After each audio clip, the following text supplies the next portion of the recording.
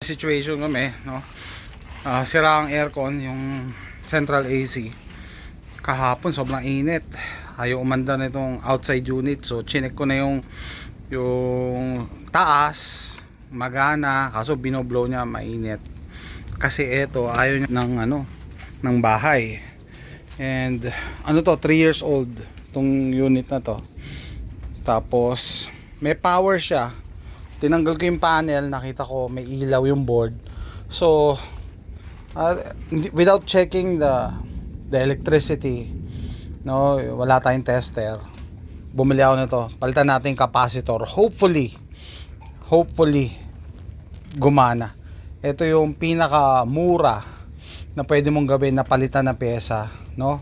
Pag hindi to gumana, then check natin yung ibang bagay like thermostat. Before doing anything, I turned off the breaker, and this is what we're gonna replace. And so yesterday when this has power, I saw a light here in the board, so I know it's receiving power.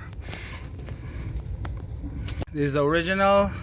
So I always want wear gloves, rubber gloves, when handling electrical appliances.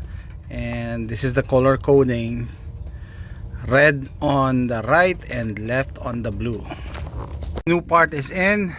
So this is the original. I don't know if that bulge is normal. Works. It worked. I fixed our AC for 19 bucks. 19 bucks. It's running. Nice. It works.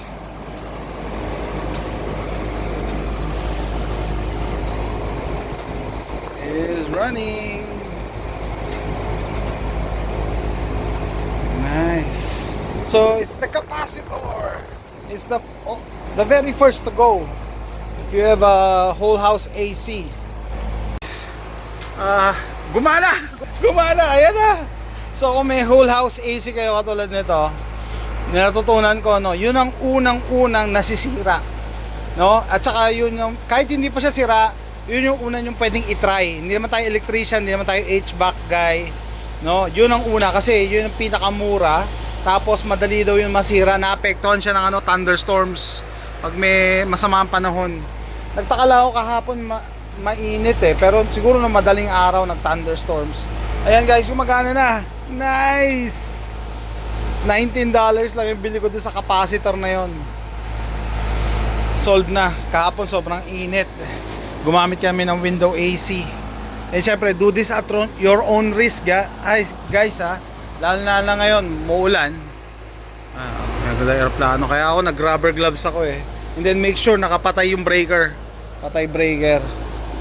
OMG. Matipid na naman si Jason. Sakto pa yung damit ko. Nili ko to sa thrift shop eh. Yan o. T-shirt ng HVAC guy, Climate Pros. Sakto oh.